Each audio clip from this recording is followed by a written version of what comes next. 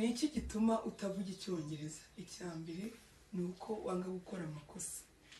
Wanga gukora amakosa, ariko mu by'ukuri amakosa ni bimwe bigize urugendo rwo kumenya ururimi. Kuko iyo ukoze amakosa abantu baragukosora.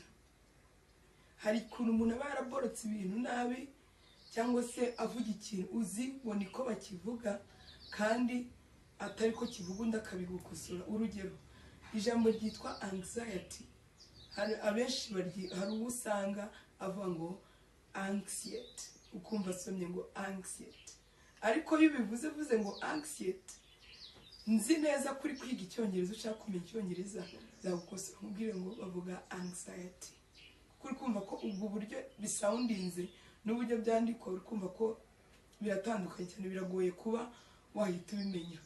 Ikindi cya kabiri gituma ukora amakosa gituma utavuga icyongereza ni uko utabwira inshuti zawe cyangwa se babantu muhorana, babantu wisangaho, ubabwira intego yawe.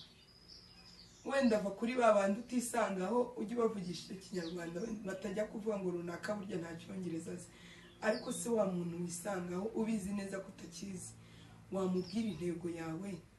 Iyo umubwiye intego yawe ntabwo aguseka, ahubwo aragufasha.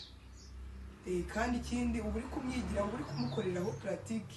Uko ukora pratique cyane, uko ugenda uvuga ikintu cyane, ni nako bijya bikubangukira kujya ukivuga.